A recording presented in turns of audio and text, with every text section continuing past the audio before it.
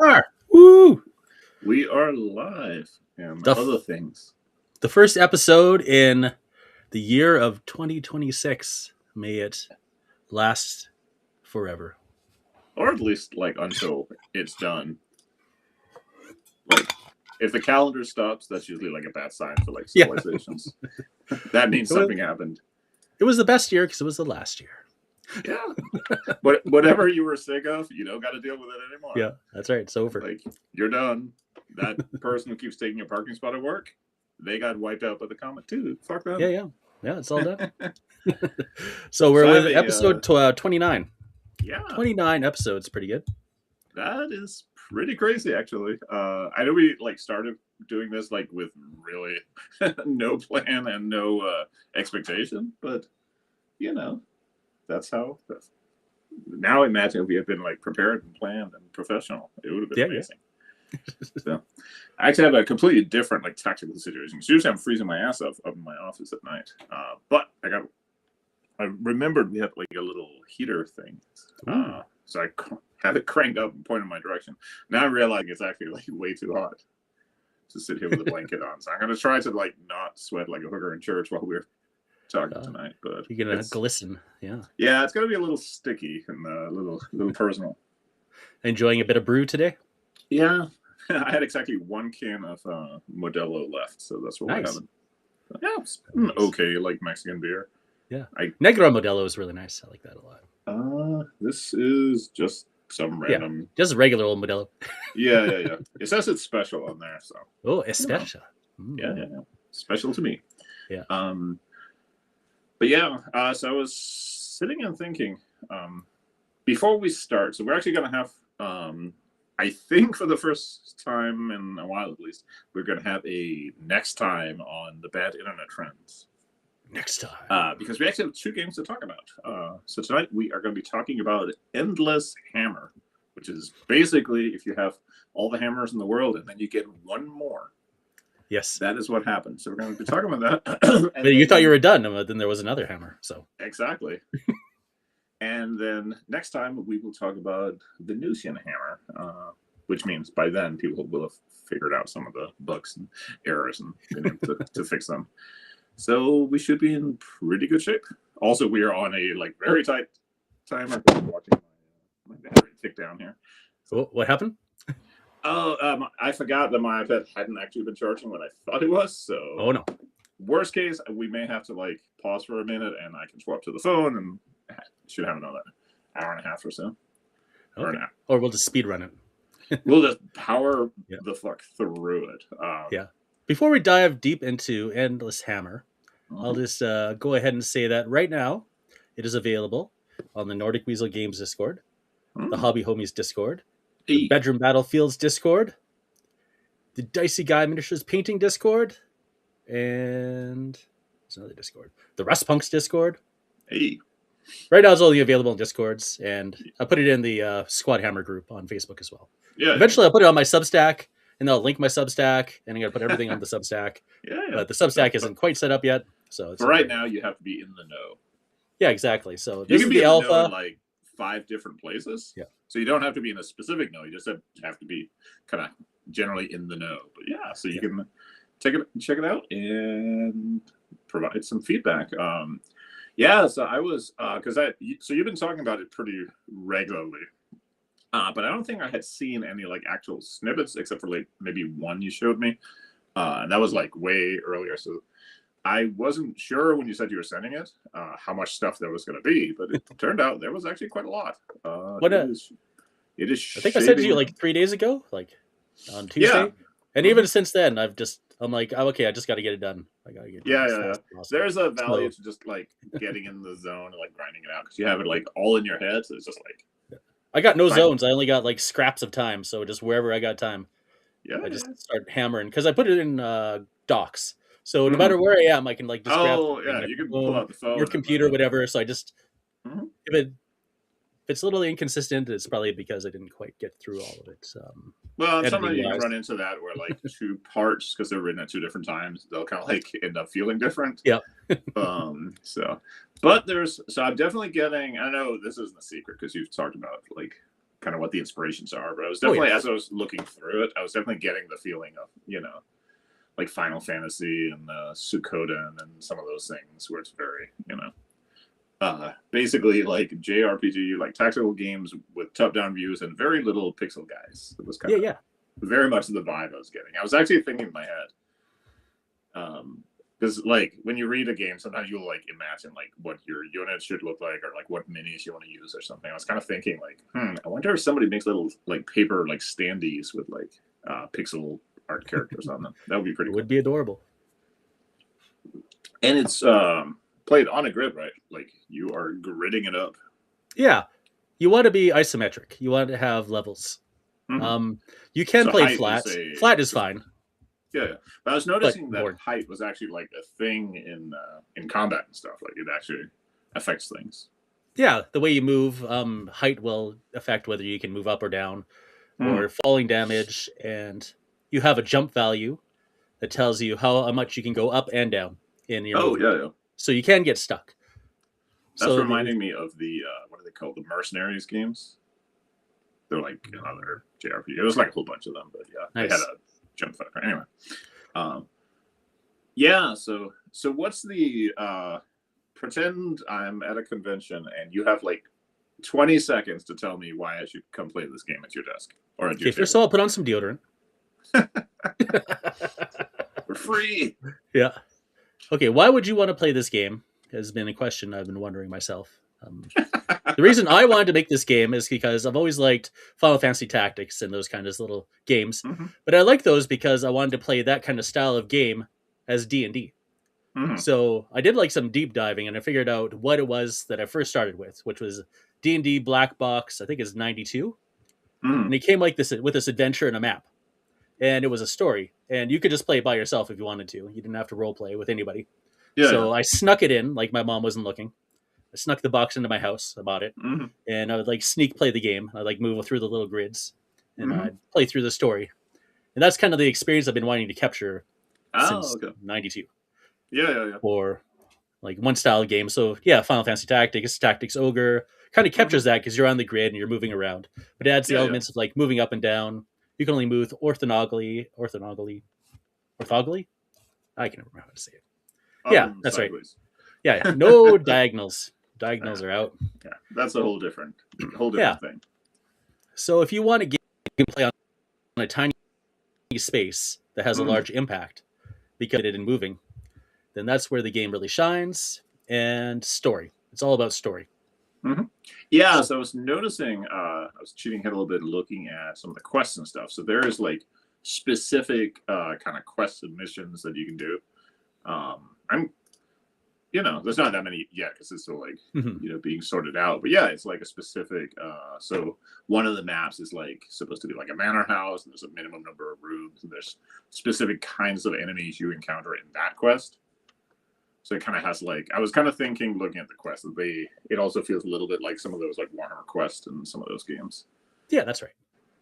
The way I envision it playing out is like a episode, like, like say you pop on the anime, it's like a fantasy one. Some isekai guy goes to a fantasy world and he has to be like an adventurer. And he's got like companions, they're going around. And like it's kind of episodic, each one's different. I want that feeling in the game. Oh, yeah.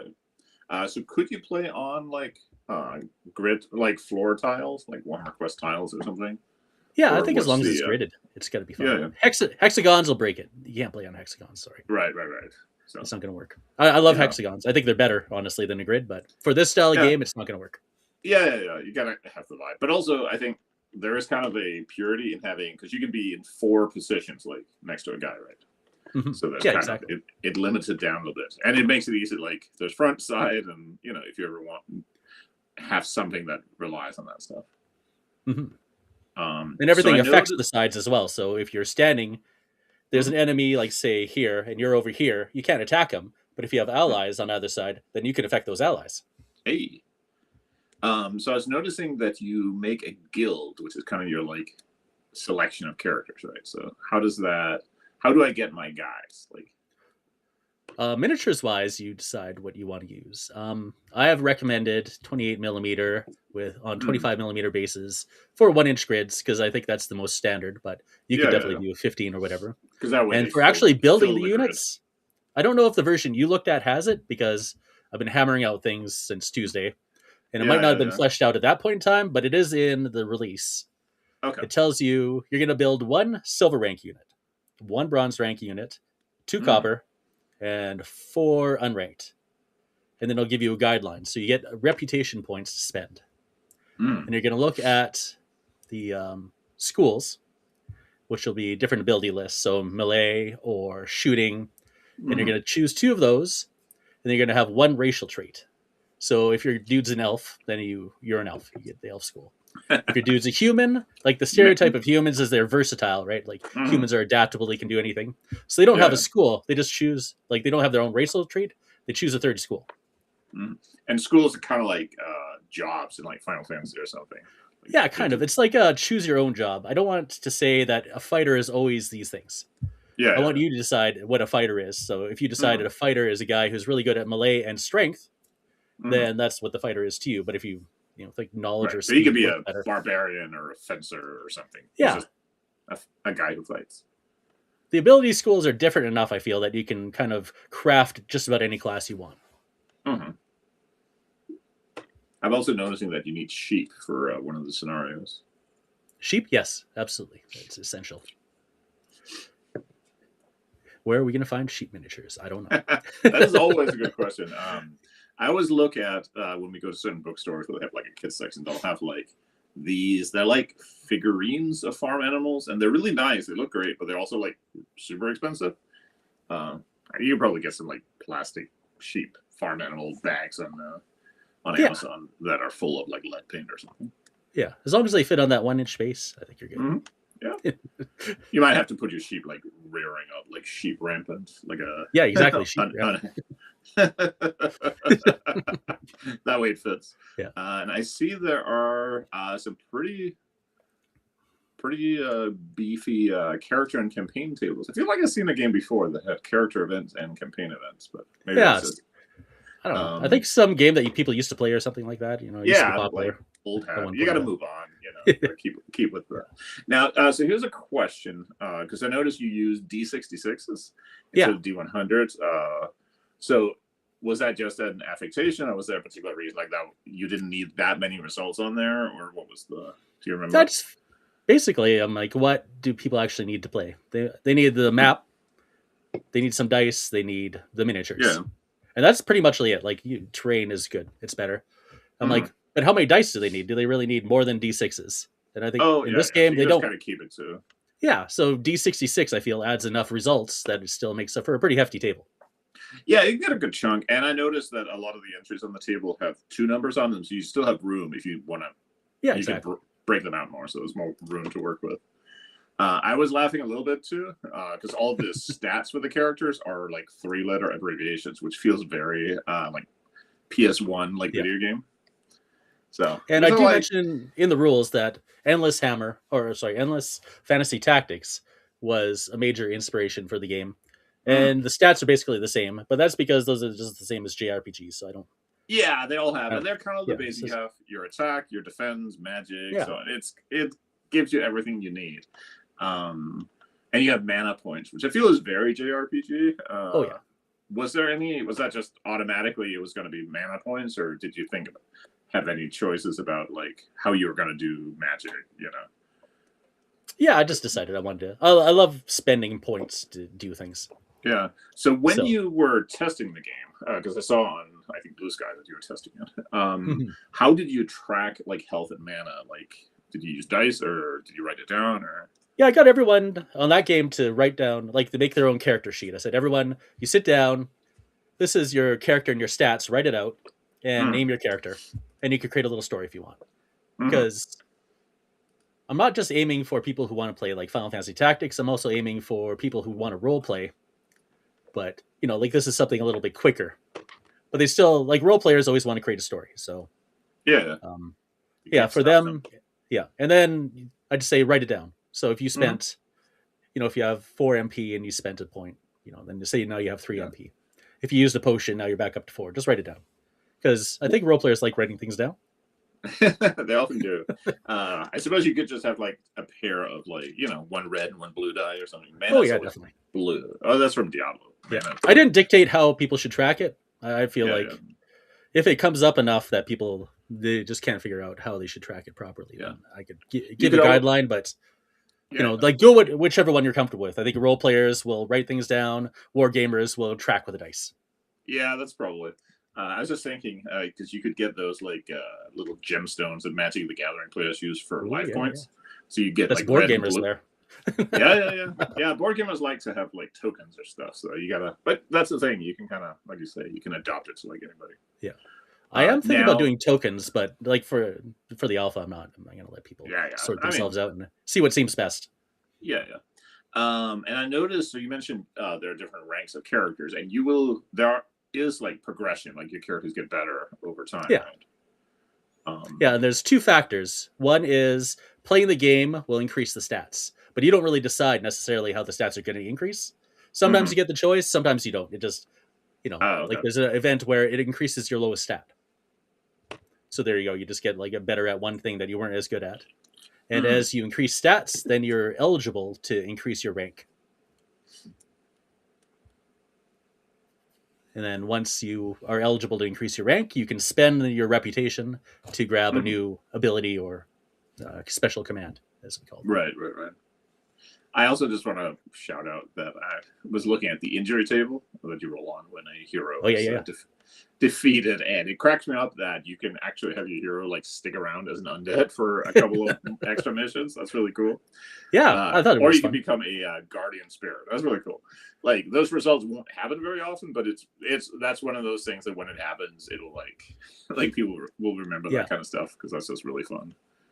Yeah, I kind of like tried to channel the essence. Like, what do we really like about 5 parsecs? It's really those random results, like things that make memorable moments. So, without going too overboard, hopefully, I'm trying to create memorable results. Yeah. Or like terrible tragedies where you lose your character, and you also remember that too. Like, goddamn table killed my dude. I spent so much investment on this guy, and now he's just gone.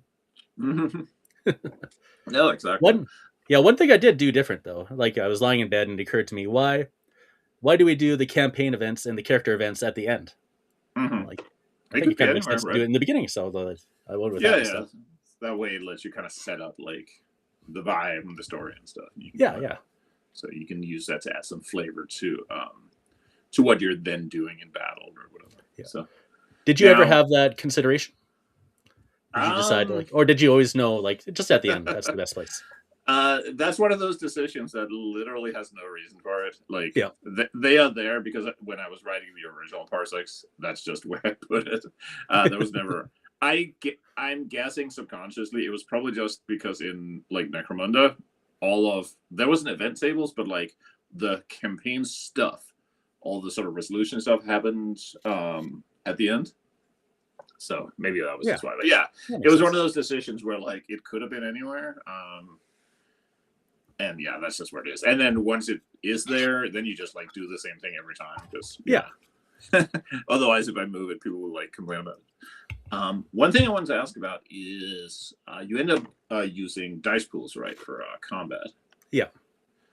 So one, what was the decision to use dice pools, and two, when you were then sitting and playing, how did you kind of like what did that give you that like using like one die plus a modifier or one die under a target number or something you wouldn't have done?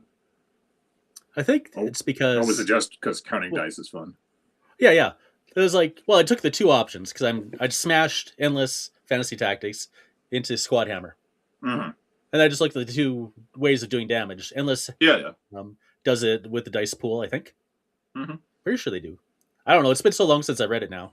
And, Squad Hammer has kind of a set damage you do, right? Yeah.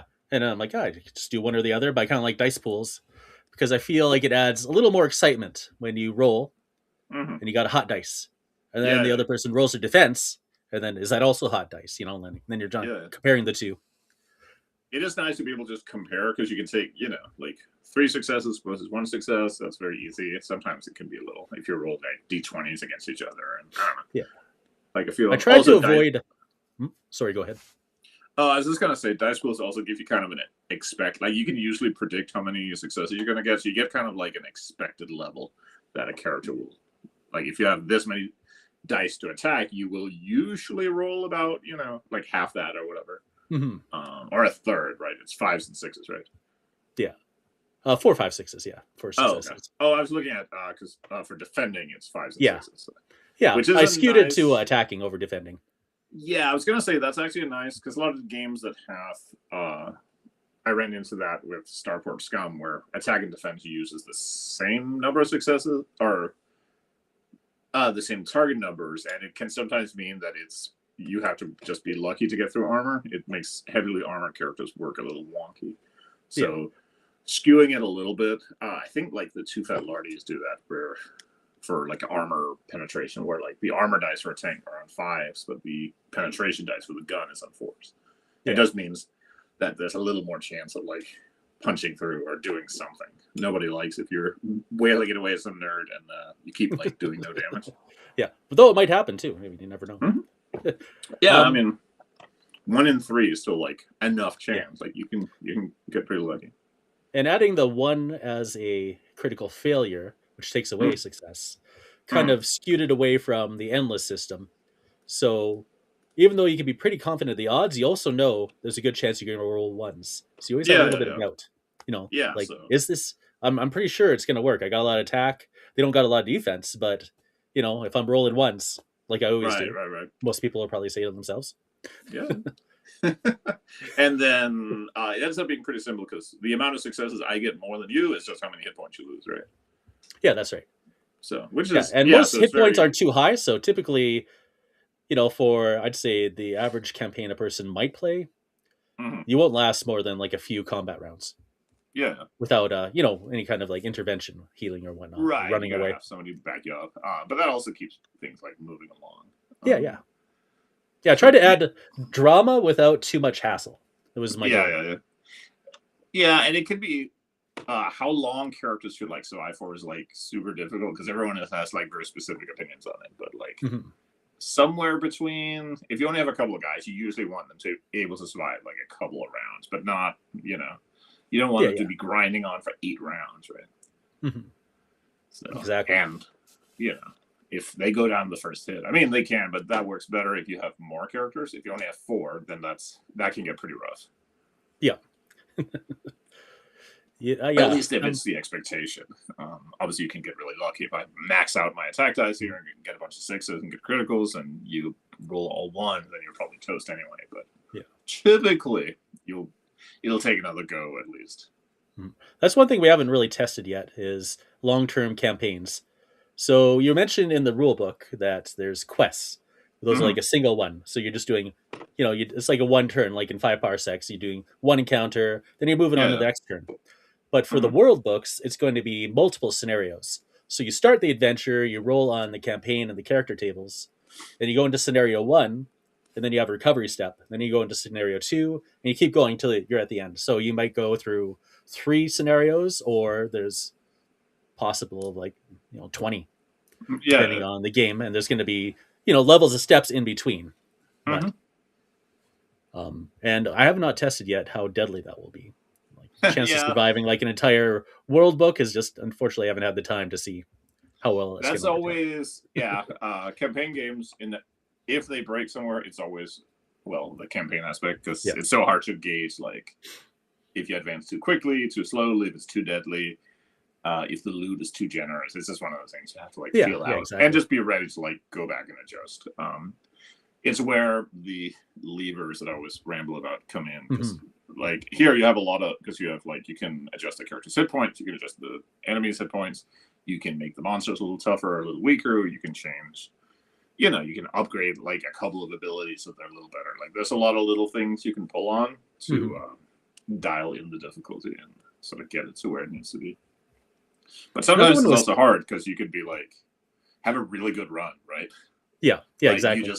You got luck in every mission. You get all the rewards. You roll the upgrades that are like best for your character. Like it can all just like, and you just motor through like everything. You can't do anything about that. That's just yeah, it's just how it goes. Oh, 5 parsecs is too easy. Yeah, well, that's the It's like, funny no, thing. you just got lucky, bro. You just got lucky. Yeah, sometimes it happens. Like people that roll like a squad of Solus with a Hydroblaster don't say that. So it's one of the funny things with like the hobby homies. Was it them that like really struggled with 5 weeks at first, and then they kind of I like think so. Yeah. figured because I remember they were like they were fighting like the rat people with the gnawlings and ran into like a whole bunch of assholes with slings and they were just getting mown down.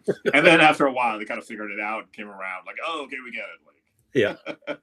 but it was definitely like a speed bump in the experience for sure. So, but that's the thing, like, because you also got to get people who want it to be more difficult, and you got to get people who want it to be.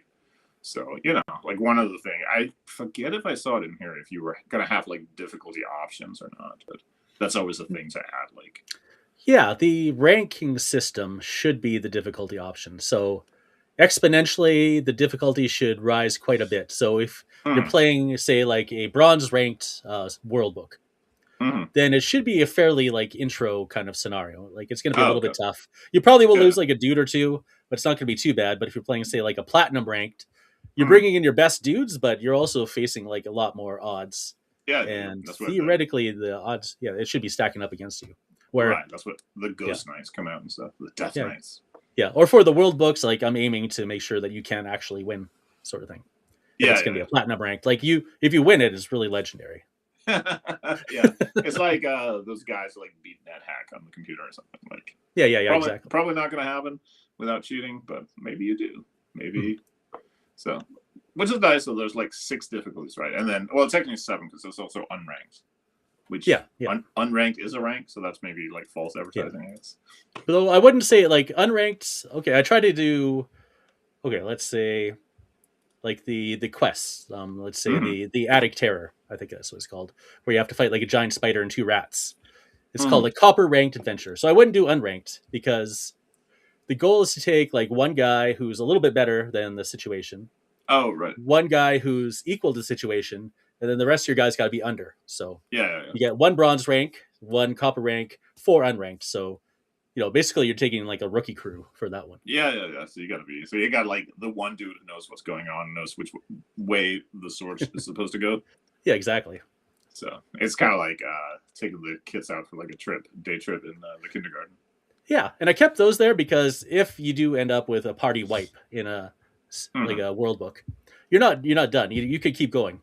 Whoever you got left in your guild, you can just recruit new recruits and build them back up again. You don't have to say it's over. Right. So you have a little flexibility, but obviously once you get some like more experienced characters, there's a little more like weight to that, right? Yeah, that's right. And when you lose them, you definitely, I think you would feel it more. Because you invested so much time in them. Yeah. So is the idea that is it possible for me to like lose in a world book other than like lose all my characters dying? Like, is there some of them going to have like failure conditions where you can lose the quest, like the evil? You don't lose necessarily. Like, I don't know. I'm going to be releasing the first world book pretty quick. It's going to be called Slay the Goblins. It's going to be 4 scenarios you're going to play through from start to finish. There's going to be like a little twist ending that maybe you wouldn't see coming if you normally watch Goblin Slayer. You might think, like I see how the story's progressing, but there's like a little bit of curve at the end. And then depending on how you complete the final scenario, tells you whether you reached victory or defeat. So you can still survive, but you did not win, and bad things are happening. Right. So that's where the Doom Clock starts advancing, which I haven't quite put into play yet. But the Doom Clock, the theory is it's going to be, like 12. Right. And when you hit defeats like that, or even if you got a victory but a certain thing happened, like maybe a bad guy escaped that shouldn't have, you still won the mission, but now the Doom Clock advances. And as it gets closer to, say, like 3, then you're going to unlock a new mission. And it's going to be like the first part of your like main story. If you were watching anime, like the first boss has appeared, and then you're working your way towards the final boss. Yeah, I was just thinking you could also have things happen like an extra enemy shows up in a mission or something. You got to deal with like the lieutenant of the evil wizard or whatever. Yeah, like there's a lot you could do with that. Yeah, like bad things can start happening, but I haven't figured out what yet, so that one's still on the table.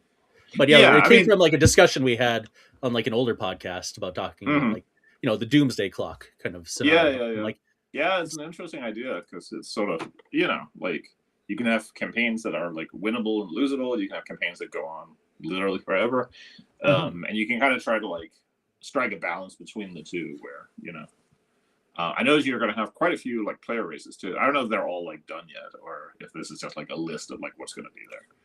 I think that's But I can't think of too many more. So I think I try to yeah, keep it yeah, like a little bit general. Like beast folk could be anything. It could be a lizard man or a cat girl or whatever. It's yeah, just going yeah, to yeah. be like you build your own based Mhm. on the abilities. So, like in Yeah, my example, I have like a winged snake person. There we go. right, right, right. If you want to So do a winged snake person, you could just choose certain abilities and stats, and that represents a winged snake person. yeah, and that also leaves it a little open because at some point you got to go find like miniatures to like go with your character, so it makes it a little more you have some Yeah, flexibility with it. You can always find elves and dwarves, obviously, like yeah, halflings and exactly. stuff.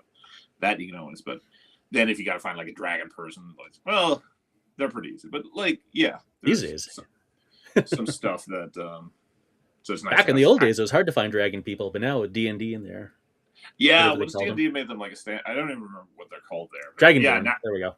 that's what it is. Yeah, Yeah, now it's like pretty readily available. So which made it a lot nicer. And for something like this, because like when you're buying wargaming figures, you often get like either a bag or a box or something, and you don't necessarily want like 20 halflings for this. yeah, So yeah, you probably are getting like Reaper or D&D minis or things like that. yeah. That's what I was aiming for, like the Reaper, Whiz Like Kids crowd of yeah, things that like you can easily just like slap onto a base and put on the table. yeah, yeah, or even if you have something sitting around already, Hmm. you know, And standees like would work absolutely fine. It's not my preference, but there's nothing wrong with standees. yeah, yeah, yeah, yeah. I don't even know if there are any that fit. I was just getting this idea that like having pixel art characters would be really cute. It You would could be do super cute. and you could have somebody like churn Yeah, out like a bunch of those like pretty easily. So yeah. I also thought about like chibis. Like hmm there's lots of like chibi dungeon exploring characters, and I yeah, looked at they them for are a while, like. but I'm like, I just don't like chibis in the end. I don't hate them, I don't love them. So I think the idea is funnier than sitting and playing the game with them is to me. Like they're like a cute thing. Like I would probably get one to put on my desk, but I don't know if I would like want to play a game with them. yeah. I did see they had like little chibi Warhammer guys. Those are Oh pretty yeah. cute. So and arguably they're official Warhammer miniatures, so they should be tournament legal. Oh yeah, yeah. So bring your My chibi chibi squad. marines. Yeah, people won't get mad at all about that. Mm-mm. We know Warhammer players are like famously like relaxed about deviating from the canon. And I tried to aim for like non-IP specific names. I was Yeah, surprised yeah, actually yeah. to learn like certain things I never thought were IP are actually IP in the end. It's especially funny thing that comes up like Dungeons and Dragons because some things are on the open gaming license. You can just use those words, but other things Mhm. are not. I Yeah. like. So yeah, you always have to double check it. Also, you have to check like, oh, is this like accidentally the same name as like a spell in another game or something? Because Yeah, that is exactly. maybe that's okay, but you maybe don't want to. Yeah, but then like finding names for stuff is also fun. I was looking at Yeah. like the names for I mean, a giant rat is easy enough, and then you have like a ghost knight. That's cool. That makes me even without seeing the stats, it makes me like think about like, oh, okay, what is a ghost knight like? What do they? I can kind of imagine like what they would look like in a video game. Yeah, yeah, Like exactly. a knight, like a skeleton knight, but then he has like a blue aura around like his bones and stuff, so he Yeah, looks yeah, exactly. spooky. So and that's very like anime or JRPG as well, right? Because you always had like, especially for like standard enemies that weren't like bosses, they would be Hmm. called something, and they have like the little sprite, and that's all you know about them. Nobody's Yeah. gonna tell you like what the purple three-headed worm is. It's just a Yeah, purple yeah, three-headed exactly. worm. Yeah, yeah. So you gotta like you can come up with something for yourself. But yeah, And the nice thing about like anime JRPG kind of stuff is that you can just be silly if you want and serious. You can mix them yeah, both together. you can have a range, and it's just sort of the part of the vibe, right? Yeah, you can do both. Yeah, Kind of like old Warhammer. You can do both. yeah, you can kind of do a little bit of everything. So, well, that's sort of the sort of capsule. It's not really a review when it's your own thing, like the capsule overview of Yeah, yeah, Endless definitely Hammer overview. as it's coming together. There's quite a lot here, and you can already have a go at it. So, if you are in the know, which means being on one of like 5 different discords, Hmm. then and I'm confident if you drop a comment, if people are watching this, I think we're like without viewers Yeah. right now. It's actually because I'm hosting this on my like personal channel. I went to put links in, and they're like, "No, you can't do links. We don't know who you Uh, are." I'm like, "What do you oh, mean you don't know who I am? I've had my YouTube channel forever. I've been on here forever. Like, mhm. what? Apparently, I have to prove myself on this one as well, just Good before I lord. can put links in." Yeah, fuck you, YouTube. I know But it's ridiculous. for people who are watching this after the fact, if you put a comment in the comments, That's then right. I'm sure you can get hooked up as well with a copy. We'll do a sneaky link somewhere in here. Yeah, yeah, we'll get some promotion going. Yeah.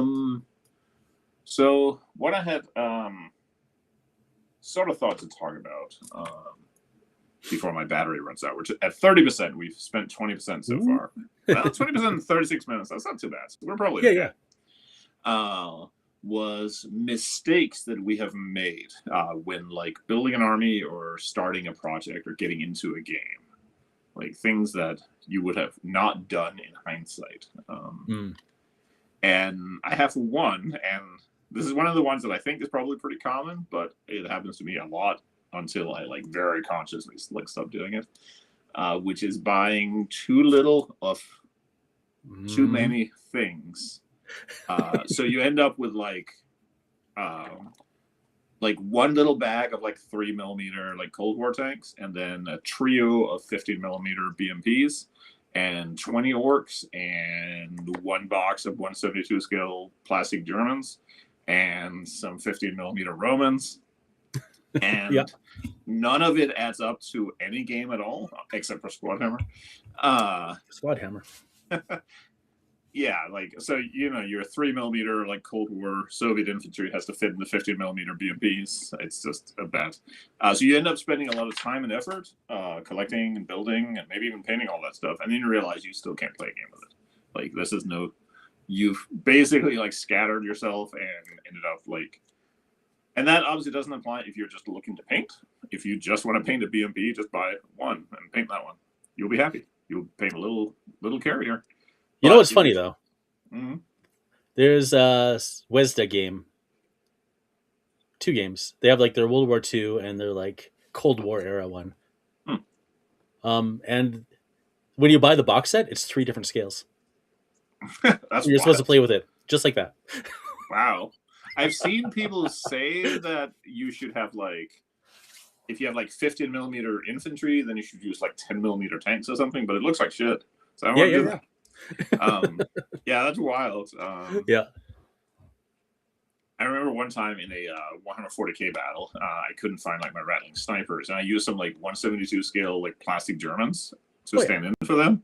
And like height wise, it was probably okay, but obviously like they look, they were tiny little like spindly men. Yeah. But yeah, it's like it's so easy to like end up with a bunch of shit that you actually can't use, or you run into where you have built like one platoon of something, like you get into Cold War. So you do like West Germans, you build a platoon of West Germans from like QRF, and then you realize that all of your terrain is like fantasy Warhammer stuff. So you still can't play a game because now you gotta like go get some training going, right? So like lack of planning and lack of like impulse control, it makes it really demoralizing because you spend a bunch of money and you spend a bunch of time and you painted up stuff, and then you get that stretch of like, which at least for me, because I'm always more interested in the gaming than the painting part, having a long stretch where I'm working a bunch of stuff and it still doesn't add up to anything that'll go on the table, just gets really demoralizing. Then you end up like putting it away, and now you will forever just have 3 BMPs.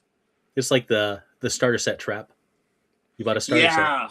And what can you do with that starter set? Not much. Yeah, especially if it's a starter set that actually doesn't add up to a game at all. Like if you can't play anything with it, then yeah, it can just be really, like that was a big I think part of the reason why the original Warhammer kind of reached its endpoint, because you could buy like 20 high elf spearmen, you can't play a game. Then you buy like 20 archers and you still can't play a game. And then you buy like 20 cavalry, and now it's almost a game, but you still have to spend another £100 on some characters. And if you want it to not suck, you gotta have like champions and banners and So you gotta buy the codex and right. And then yeah, it's terrible. So yeah, that's a mistake I've made like a lot of times where I've just bought inefficiently or bought spontaneously, or like I remember buying some guy on like TMP had somehow, I don't know if he actually had the license or if he just said he did, but he had gotten the license to do like one set of Traveler minis. They were Vogger, and he just did like 5 of them. It was like one little pack with 5 Vogger in true 25 millimeter, which nobody uses for anything. No. So I bought a set, and it is, I am not exaggerating, these are literally the only true 25s I've ever owned. They fit with nothing. They were tiny next to like even a 3rd edition Imperial Guardsman, because that was the era. Wow.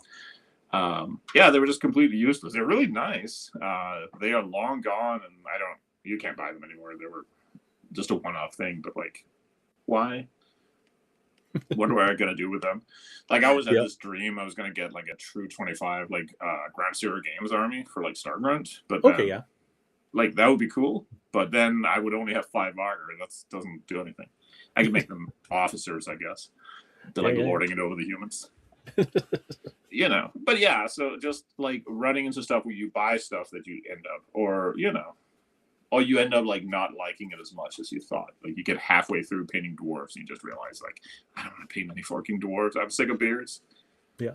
Well, just imagine you are collecting that high elf army and you bought your spearmen and then you built them and then you painted them. And you're like, okay, I can't play game yet. So you bought the archers and you built them and you painted them and you still can't play game. And then you finally got the cavalry and then you got the heroes and then you finally got your army assembled and you played it and then you're like, I don't even like this game. Yeah, like Warhammer sucks, man. Or you realize that like you borrow a friend's army who is playing Skaven and you realize that's really fun and you want to play Skaven. So now you're army.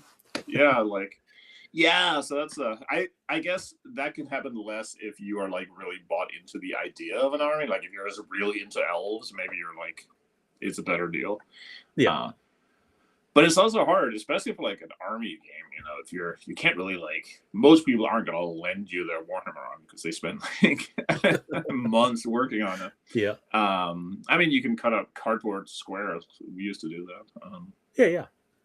So I actually we didn't do because we haven't done a episode for the new year, so we never got to do like New Year's resolutions, right? No. This is not the year for resolutions. I mean, everything is terrible, but like, I'm also like trying to.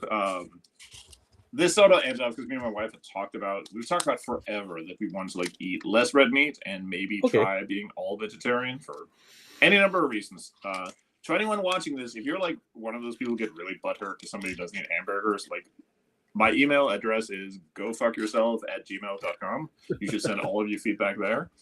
But we had talked about it for so long, and it was not even intended it was going to be a New Year's resolution. It's just that when we made the decision that, let's do this, let's like try that for like half a year or something, it happened to be like the end of December.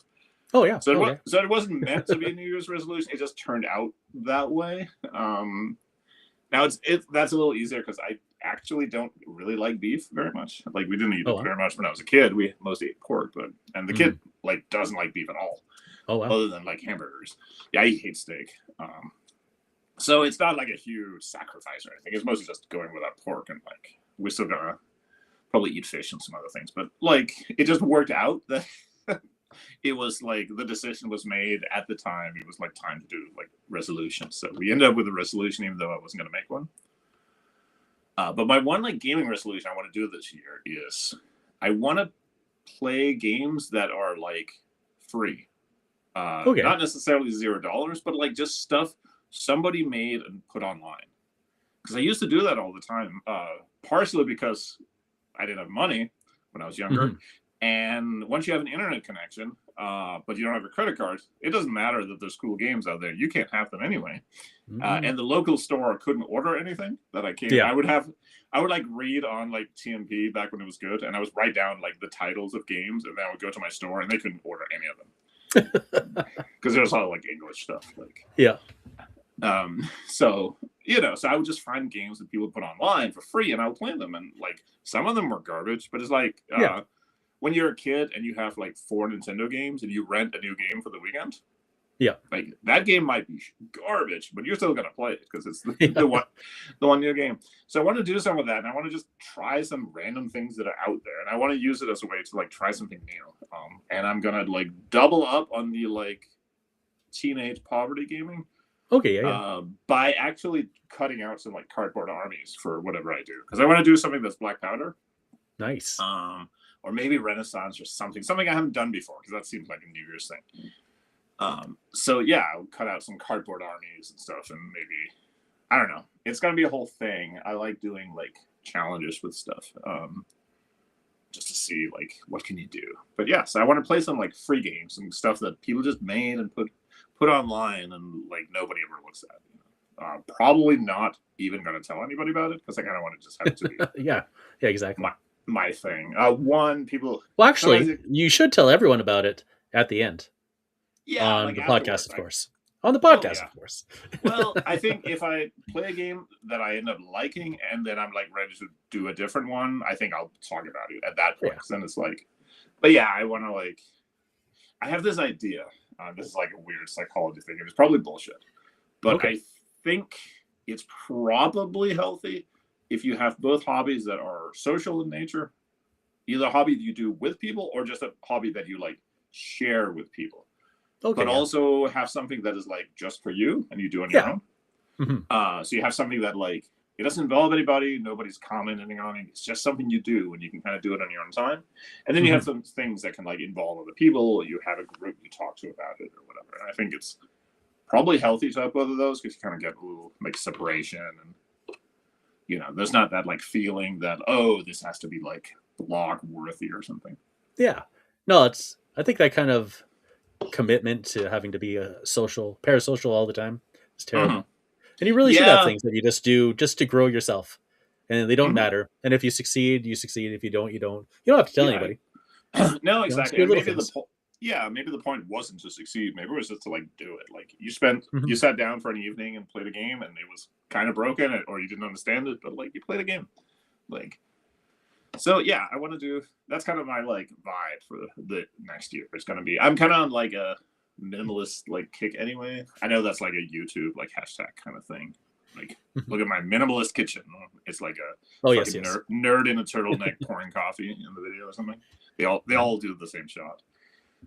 Because the way to be anti-consumerist is to like copy what you see people do in glossy YouTube videos. Yeah, yeah, exactly. That's how you can tell you're real. Exactly. Uh, Yeah. It's from the streets. yeah. So yeah, that's like I want to do like more. Maybe it's just like midlife crisis kind of shit, where you like think about like stuff you did, back in the day and how fun it was. And maybe you can't go back because you can never be like 14 and seeing BattleTech for the first time. Mhm. But I think you can pull some of those things forward with you and examine like what was actually like. Sometimes it's so easy to get overloaded with like finding the perfect miniatures and the perfect rules and blah blah blah blah. Like, but we didn't do that. We just like sat down and like fucking played a game. Sometimes it was garbage, but we still had fun. So that's a vibe. Garbage fun. Garbage fun. Yeah. So, unfortunately, I can't do it with my tabletop campaign that I'm running because we already started that and I can't like swap that around. But Advanced Dungeons and Dragons is so old that it technically counts as a free game by now, I think. Oh, that's true. Like- That's true. Like, I think if you stand out on the streets and yell, somebody's going to just throw a player's handbook at you. Hey, did you ever play Battle Systems? The D&D, like, minis games? Yeah, yeah. I played, because there were two of them. Maybe there were more Yeah, first and than two. second. Yeah. Yeah, and then there was a skirmish one. The one I played was a second edition one, but the rules weren't really D&D rules. Yeah, that's it was what I kind of- noticed on the second edition. It's like, well, Yeah, it had like the vibe, but Yeah, it had the vibe, and it was kind of like a rank and flank and like fun, like Ral Parth the minis in the book. That one was pretty good at the time. We didn't like it that much because it wasn't actually like like how to take like a D&D monster and put it in the game was not really like clear because it yeah. didn't use the same. Which maybe that doesn't matter. But the game was pretty okay. I recently got a very dog-eared copy of the Skirmish game, which is more closely based on D&D, and that one's kind of cute. But but it's also bananas because the ground scale is pretty exact. So like a giant can throw a rock like 80 tabletop inches or something. So like you're not Wherever you you're are. in Yep. range, man. But that one looked pretty cool because it's very like you can just take some characters and stuff and stat them up, and you almost could just play them right out of the monster menu. Yeah, I was gonna because I was thinking about doing it big because we're playing AD&D Second Edition, and it's like a revival campaign because everyone has played it before except for one guy. Okay. He's new to it. So I was kind of thinking, oh, it would be cool to do like a year of like D&D and play Battle System, but I don't know if I can stand Battle System. No. The Second Edition one was cool. We just didn't play that much. I've heard the First Edition is closer. It's a rank and flank that is pretty D&D-ish, but I have never like seen that one. Okay. But yeah, what's your setting for AD&D? It is literally just the Forgotten Realms. Okay, nice. We basically, it was one of those things we had talked about forever that we should do. Like, I'd always said I wanted like one last like big D&D game because I was kind of like sick of D&D for a long time. Yeah. And then we got to talking about it. Like, okay, like if we do this, it should be like the most classic, basic, like fighters and elves and wizards and an evil quest that works in a cave kind of thing. Like it should be grandma's like D&D. We're a team of drow rangers from the Underdark. yeah. Coming up here to wreck things. Absolutely, kick over all the bus signs. So yeah, it's straight like Forgotten Realms. I even like downloaded a Forgotten Realms novel and read that, and it was terrible. Nice. Yeah. So because they're all garbage, but yeah, it was fun. It was a fun. I also realized halfway through reading it that I had it was like the first one that ever got released. So it's like from 86 or 87. And I realized I remembered it from when I was a kid. When I was a kid, I thought it was way cooler. Yeah. It was also like super gory. Like people got like fucking eaten and killed and shit. Yeah. There's some gnarly stuff in there. I remember as a when kid. You're in junior high, that's exactly what you want. Yeah, like, and it was very like, because there's like the character, like, there's a girl that he wants to get with, and they're adventuring, and it's very like chaste, like, like they were obviously trying to get a little like allure in there, but they're also marketing it to like 14-year-olds, so you can't like, there's no like revealed ankles or anything. But which book was it? Do you remember? I will have to double check the title. Hey, do you remember what the cover looks like? Yes, but because the cover was also used on like at least one D&D video game. So it's like a cleric girl who's like riding, and there's a bunch of like skeleton dudes on horses riding and chasing her, which is very heavily like they obviously like were trying to conjure like the Nazgul chasing Liv Tyler's character in Lord of the Rings. Except that wasn't around yet, so maybe they weren't. I don't know. Oh wait, I'm a fucking idiot because the movie wasn't out. In the book, it's the other elf that nobody remembers. Oh, yeah. So never mind. Yep. No, I don't either. In the book, it's like a different guy. They took like 3 different elves and mushed them together to make Liv Tyler in the movie. As you do, yeah. Which Liv Tyler's nice. But yeah, there was too many characters that would only be there for like a little bit. So yeah, forget all the ignorant hate speed I said about the art, but it has been used on other games because I think they just recycled like all of their art. Yeah, I'm trying to think of it. I can't picture the cover off the top of my head. Yeah, I'll find it and like post it a link to it in the comments. If people look up like a list of all the Forgotten Realms books, it's the very first one, and it's part of a trilogy. So realistically, though, I mean, unless it had Drizzt, it's not really a memorable Forgotten Realms book. So. No, well, he came around pretty because I was looking up like all of the original books for the first like couple of years. He came around like pretty quickly, but I remember reading a couple of them, and at the time it was kind of like uncool to read D&D novels. You were supposed to read like real fantasy, which is stupid. Like it's not like the Warhammer novels were like any better necessarily. Me and my friends, we always read the Dragonlance and Forgotten Realms. Yeah, I really liked Dragonlance. Was like a huge buy for me when I was a teenager. I did reread it later as an adult, like a couple years ago. I was like, you know what? I'm gonna stop while the getting is good because it's not getting better. Did you notice that the Wanderkin race are pretty cool? Oh yeah. I was kind of wondering. I was like, oh, that feels a little Dragonlance-y. So yeah, Dragonlance is one of those things that was like a huge influence on like my ideas about fantasy. But yeah. I don't know what it is about Dragonlance, but yeah, it was powerful stuff at the time. Yeah, it just felt like it's one of those like because it's basically like standard D&D fantasy, but it's just like different enough. Like they use steel coins because gold is like for the, you know, it's a hard world and has the draconians and stuff. It was just great shit. But yeah, sometimes like stuff you read or watch as a kid or play is like it won't necessarily hold up. Sometimes it's better to leave it in the back. I did reread like David Eddings stuff. That still held up. As long as you don't expect that it's like he only ever wrote one book and then he just like repeated that one with different characters. So. Oh yes. They're very basic. But I had a really good time rereading those. So I was kind of like in the mood for that. It's like you're just like flipping the page and waiting for like Sparhawk to like do something cool or say something like threaten to brutalize some villain. Oh yeah. So yeah, that's kind of my that's my vibe for the new year, I guess. Just do some indie gaming, do some weird grungy like lo-fi stuff. And just sort of like just to have back to the roots. Yeah, exactly. Go back to like when you couldn't afford. Now it's like this luxury thing. It's like they say minimalism is like a luxury lifestyle because you have to be like well off to not be able to like or to choose not to buy stuff. And you know when you're an adult, even if you aren't making bank, because you know writing is not like high income, but you can buy like some bags of 50mm guides or something. Yeah. Any reasonable army you can want to do, you can do. It's just a question of not being lazy and painting it. So it's like selective thing of like, you know what, we're gonna like be grungy with it. I'm not throwing out like my World War II stuff or anything. I'm not gonna be. I do know also that I definitely want to do more historical stuff. I'm kind of circling that anyway. Not that I will stop like writing sci-fi because I love writing sci-fi, but I think I've kind of realized that at least for right now, my tastes are just for personal gaming, not work, are like more about historical stuff. You know, like I kind of just want something that I can look up in a book and see what happened or see what the people did. So at least for right now, I'm kind of like, I don't want to say I'm over sci-fi because it sounds like super dismissive or anything. I still enjoy sci-fi. I just enjoy sci-fi as a creative thing, not as a like doing thing, if that makes sense. Yeah.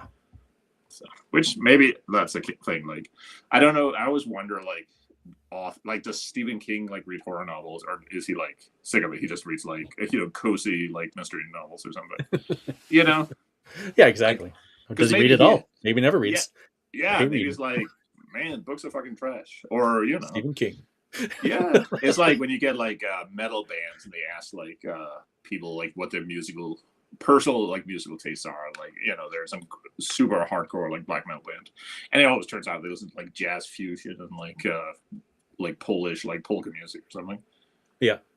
So good, you know, like you have to influences from outside, or you know, like the thing you do and the thing you enjoy are not necessarily something. Maybe it's just becomes too much like work. Like I'm not that into bikes. I like bikes a lot, bicycles especially, but like some people who come in are super keen. Yeah, get into, like the nitty gritty. I'm like, I don't even know what you're talking about, buddy. I just fix them. yeah. So sometimes you just gotta listen to it. We would get that a lot when I worked at the phone company because some people are like phone nerds. I'm just here to get you to like, so you can go home and push buttons and not call it back. But you know, so you got to play along and you got to be nice. You know, because it's at least easy to deal with a dude who's like happy to be there. Yeah, I love non-keen customers. The less people are into bikes, the more I like them. Yeah. The customers. The ideal customer just wants something for their daughter. Yeah, I just want to be able to ride really far. Perfect. I got good bikes for you. This one has wheels. Let's try that one. Did I show you these? I feel like it's been forever since I painted because I've been writing so much. But I got some GHQ painted. Oh, I do love GHQ. I love them so much. Yeah. Oh, look at those little boys. But I'm making them into not fantasy, BattleTech. Yeah. These are all Italian vehicles and dudes. It's pretty exciting. They're a good pick because they are like they aren't so immediately recognizable. Like you can't really take like a Tiger Tank and turn it into a sci-fi vehicle because everyone can tell like what it started as. So I was gonna say like that little handful, since it is GHQ, that's like $100 too. The whole pack would be $20 when I bought it. Yeah. It was like a sample. Those boys are, who knows what it's like now? Yeah, those boys are expensive. but they do look nice. Like I know people have. There's always the joke that like you could take a really nice photo of a GHQ mini that was painted, Hmm. and people would think it was 15 millimeter. And that's probably true. Like some of It is those are. insane. Yeah, the detail is like banana, and I don't even think they're like digitally sculpted or anything. Like, that shit is by hand. Yeah, Like they're still doing it. Maybe nowadays they use some high tech stuff, but yeah, that could be. It's I don't know. If it wasn't for the thin barrels, they'd just be perfect. I mean, it's scale appropriate to have thinner barrels, but it yeah, just it's bends one of so much. those. That's why even when I was doing 6 millimeter, I didn't buy GHQ infantry because they're just like so spindly. Like even like casting them, they were so skinny and spindly that even like casting them was causing problems. Like Yeah, exactly. so, yeah, they were just Yeah, for infantry. like You these want guys something. are just like one chunk of dude. Like, Yeah, well, yeah, there's yeah. four guys, but like they're just one strip, and they're all Mhm. together, and they work out well, and that's about it for GHQ infantry. Yeah, yeah. If they're not all The clumped together, then they're not going to work. I like the old Ground Zero games like Dirt Side Infantry because they were just Yeah, like little metal blobs with a rifle. You can't really yeah, break them or exactly. anything. They were perfect. So Yeah, I got tons of like sci-fi infantry, so I'll just use those for the most part. But for yeah, the gun crew, I thought they work, so why not? yeah, and it's hard to find sci-fi like artillery crews or stuff like that. Like Hmm. Yeah, for some they reason just they're not they just hauling don't around tend to. guns on wheels in the future for some reason. Yeah, actually, I think the only ones I remember were Ground Zero games, but they were like different like missile launchers and stuff. So I kind of want to see like power armor now with like a wheelbarrow with a gun in the front. yeah, yeah. Ooh. I was wanting to see like an African style, like technical, like the Toyota truck with the machine gun, but like two space marines like hanging out of the like Oh yeah, squeezed into the cabin of the yeah, Toyota. that's right. One standing on the back, but he's so heavy he like lifts it up. Yeah, So that'd that be would be pretty hilarious. good. There was one dude who I don't think it was White Dwarf. It was maybe on their website or something. Back in the day, who had done up, it was like a third edition Space Marine army, but they're done up in like camouflage and with like battles, like scarring and like Oh yeah, yeah. dents in the armor, and it looked really cool. But yeah, it's one of those that you can only like nobody ever does, even though they Hmm. totally should. So what you should do then is do like an Imperial Guard army and do all of them in like bright, like red and blue, Yep. like colors. I did like the old Imperial Guard that had like the zebra outfits and like the red Yeah, shoulder you got pads. some like crazy ones. Because Oh the yeah, like minis all was like the '80s sunglasses with the big flash. yes. Yeah, I guess they're nicknamed like the Gray Guard because the official look was just like gray plastic or Oh gray yeah, yeah. jackets and stuff. But yeah, you could do them. And I remember they had like the White Dwarf articles with the different like rhinos and predator tanks and stuff, and they would have like camo schemes on them and stuff. Hmm. Really cool. So yeah, we need more of that stuff. What we also need is more battery because I am out, but we're also like at the hour mark actually. Yeah, yeah. We are good So to go. We're here to say we will be back again on and the day is I'm looking at the 26th. There we go. yeah, yeah. January 26th is the day of Venus Hammer. Yes, so we'll talk a little bit about Venus Hammer, and we will probably, because that won't be super long, so we'll probably have a backup topic as well. We'll talk about some. We haven't talked about painting in a while, so maybe we should do something. Yeah, maybe I'll get some painting done finally. And I'll talk about Yeah, it. so maybe I'll have some cardboard that I won't tell anyone about. Woot. Maybe I'll actually, if I manage to get some stuff cut out and set up, my schedule is so crazy this month, I might actually like show off. Like maybe we'd have a $0. I saw what is that channel called? Crap. They do historical wargaming reviews and stuff. What are they called? I don't remember now, but they There's were quite a few. yeah, it's one of the big ones. One of the big But they were ones. doing a thing. They had gotten a cooperation with a graphic designer, and I think the guy who did like Fistful of Taos or whatever. Okay. So basically, doing a intro set to get you into World War II miniatures, and it came. Mm. They got a guy to basically do little sheets of like tanks and troops and stuff top down that you could cut Oh, out nice. and use as.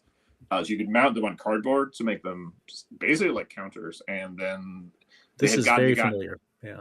Yeah, I'll remember as soon as we log off. And they had gotten the Fistful of Tau guys to do a free version with just the stats to play that battle or those battles. and then it would have some like little scenarios. So it was basically this whole package you could download, and all you had to do was print it out. And you could try World War II gaming, miniatures gaming without like buying anything, without painting anything. So it's like an intro kind of deal. So that was really cool. And Nice. there definitely needs to be more stuff like that. So yeah, so much work, but yeah, if you get Yeah. it done. yeah, Pretty it was just cool to see something that's like not commercial, you know. And Yeah. I realize that's silly because I do commercial stuff, but like not everything has to be like that. Like Yeah. I think I don't know. I'm one beer in and I'm about to get a beer. Yeah. So we need Hey, if it wasn't for free people or free work, then corporations would have nothing to rip off. So, you know. that is true. Do your part for the machine. Yeah, It that's depends right. on you. They need to take your hard work and make Yeah, money. yeah. So, all right, folks, that is all we have. Perfect. As always, if you have comments, throw them in the comments because that's where comments go. It'll be down there under my blanket. Just Whoa. get right in there. It's pretty hot and steamy down there. And we will see you next time. Yes, absolutely. Take care. Bye.